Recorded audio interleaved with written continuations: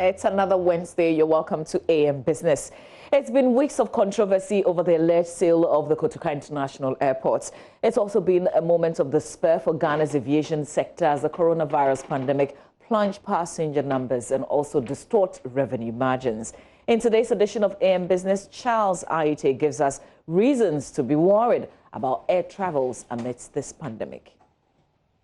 The coronavirus pandemic has served a huge blow to Ghana's aviation sector.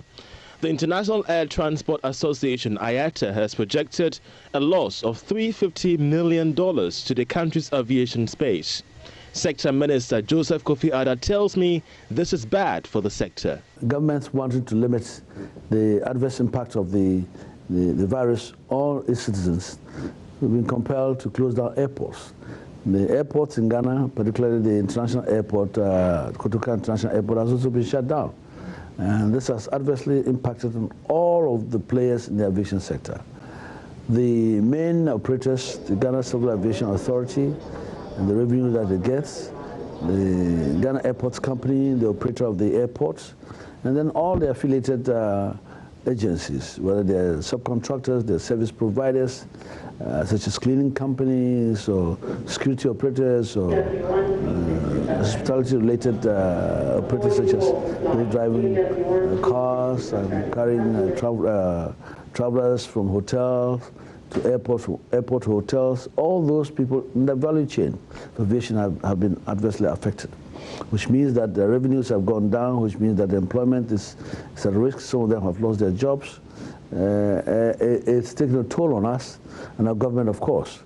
Air travels have been restricted as COVID-19 cases near 15 million on a world scale. This has caused a severe drain on airport operations in the country. For the aviation minister, Partner Air and Africa World Airlines are the current domestic operatives, bringing in some revenue to the airport company. The IATA figures have put the loss in potential revenue in the whole value chain of aviation around $380 million. Okay, in terms of what Ghana is going to lose. That's not just about our agencies alone in terms of Civil Aviation Authority, Airport Company, and all the other agencies that are affiliated to the aviation sector. That's what is put up there.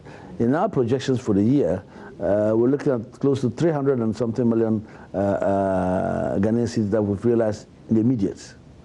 That is adversely affected. And of course, there are also adverse impacts on the labor, the service provision, and so on and so forth. So these are the numbers that are being battled about. And then the studies are going on to come down to the hard numbers in terms of what the reality is. But a lot of times, these things are projections until we pass through the month and see what actually we've recorded. For now, as we speak, there's virtually nothing except for the little revenue coming out of the few domestic operators, the two domestic operators, Partner Air and Africa World, and then also the few evacuations that are taking place globally. That is taking passengers out of the country to their home countries, or bring a few Ghanaians back like we did for the Ghanaians in Kuwait who have come, and a few from UK, a few from the US. Other than that, there's still real revenue coming in, so nearly down to zero in terms of revenue. I have seen how domestic operators Africa World Airlines are painfully abandoning profits to ensure the safety of passengers. And it means flying at half capacity and investing more in COVID-19 safety protocols. Obviously, right now we're only operating domestic flights. At the appropriate time, I'm sure the government will reopen the borders, and at that point we're going to have the same mission to convince passengers on international flights that every step that can be taken to ensure their safety has been taken. Walk me through some key reforms, if not lessons, that Africa World Airlines and other flights for that matter are gathering amidst the coronavirus. I think the main thing which has changed as a result of coronavirus in terms of operational procedures and what we've learned from that is that passengers now will place a much bigger emphasis on the safety and sanitary conditions than they did before.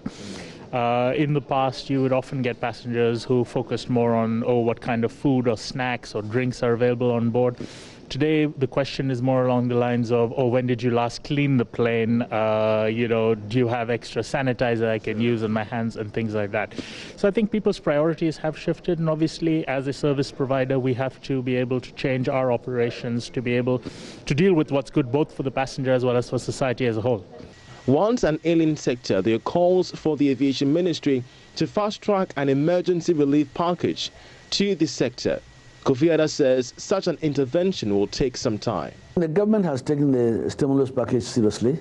The way government works is that the submissions have been made, the evaluations have to be undertaken, and then the Minister of Finance will have to do all of the comparative analysis and scenario generation to see what it can really accommodate. In fact, as we speak, I think yesterday we sent the final figures back to the Minister of Finance through the Labour Ministry for the labour impact of it. And these are figures that are within the Minister of Finance. We are waiting to hear from them as to what it is that they can really do for us immediately. The support, again, flows through the entire value chain. There's this assistance that the agencies themselves, Ghana Airport Company, Civil Aviation, have done for the airlines in terms of not charging them rent. Okay, in terms of reducing the charges for the landing and parking fees for the aircraft and stuff. Those things have gone on. But given that there are no flights coming in, it's virtually no assistance in a way until they start flying, and then until we start saying, look, we'll reduce the charges on you for the landing, the overflights and what have you. Really, you're not helping them significantly. But all the other affiliated organizations, such as those operating in the airports, the duty-free shops and the confectionery stands there, those have got free rent. So the Minister of Finance is assessing all of that. As I said yesterday, we shared some numbers with them again. We're waiting to hear from them as to what they're going to do for us. I think it's going to be staggered. Obviously, finance, given that they're also not getting revenue from all the other sectors of the economy that are hit hard, I'm sure they're going to come up with some stages of assistance from one level to another. So for now, we cannot really say. But going back to the domestic airline, I think we like to commend them highly for the good effort that they're making in being able to convey Ghanaians to the north and west of the country, going to Kumasi, going to Tamale, going to Takoradi. It's not fair. But then again, how do you describe fair in this case when really everybody's affected? But I was going to say it's not fair that they should charge, they should take only half of their passenger capacity and charge half of that and pay the same amount of fuel. But we've assessed that. After 1 month of operations, we've assessed that, and we're packaging something that we're going to talk to government about to see what we can do to assess. What I see in terms of potential assistance, it should come out of the health professionals. If, for instance, having 2 passengers per row, as the situation is now, as opposed to maybe 3 or 4. If you've noticed, Ghana's aviation sector has featured prominently in the media over the alleged privatization of the Kotoka International Airport to a Turkish firm. Demonstrations by worker groups at the airport company has been intense. That one, to the head of our company, and then to our minister. If our father, who is the head here, director, knows that he loves his children, anything that comes, he will call our union and call us as well and address to us. We have no clue. It means whatever it is to them and then the ministry and then the government. And this is not fair to us. So we are saying MD will go. The minister, I think he's already on his way. MD Kwakwa is going. We have heard you. We have heard you. Your executives have told us. So when we go to the negotiation, we are going to advance your position. And that position is that the airport can be run by Ghanaians. And it will be run by Ghanaians. And therefore, we will allow the process to go on. we are going to represent you as we have always done and more. It beats my mind to ask, don't you think the timing was somewhat shaky, considering the feedback you're getting so far? Absolutely not. There's no issue of timing in this. The government of Nana Addo Dankwa Akufo-Addo and the tenureship of Honorable Joseph Kofi Adda as a ministry are in tandem with the Ghana Airport Company management and staff. That we are not selling the airport, that's non-negotiable. In fact, strategic partnerships have been in Ghana, in the aviation sector, over the past several years. Today, as we speak, we've got the Swiss Ports, which is a strategic partner to Ghana Airport Company. We've got Aviance, which is a strategic partner. We've got Menses, which is a strategic partner. And then there are perhaps a couple of others, which are strategic partners to the Ghana Airport Company. These are partners that come into business affiliation with the Ghana Airport Company. In some cases, they give them the land in return for equity. What I do not see, what I've not seen, is for them to be part of management of those ventures, to make sure that they create jobs for their own people and to monitor what is going on so they can get the revenues that are due them or whatever monies that have to come from them to the Ghana Airport Company. A 2018 Ministry of Finance report shows that the Ghana Airport Company Limited collected revenue of 475 million cedis through airport taxes alone. This was more than a 35% increase from the previous year. All these numbers, the minister explains, have been decimated by the coronavirus pandemic.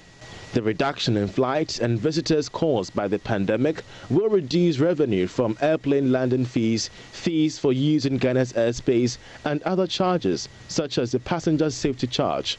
In effect, this dip has already affected all value chain of the travel sector, with hotels laying off workers and various tourist sites closing down. I'm Charles IATA for Joy Business. And you know, the impacts of COVID-19 in the aviation sector is not just limited to Ghana. The enormous impacts on the industry affecting passenger traffic, air cargo demand, airport workforce, and essentially incoming revenue.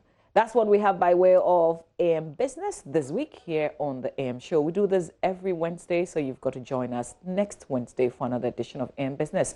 But you're still watching the AM Show. When we come back, we've got the Executive Director for the Institute for Democratic Governance, Dr. Emmanuel Akwete, who is speaking alongside Dr. Alidu Seidu, Senior Political Scientist with the University of Ghana. We're talking about election violence and whether or not we are sacrificing national cohesion for individual, if you like, for the individual's own perspective and what they tend to get during elections. That's a major conversation for us here on the AM Show. You've got to stay with us.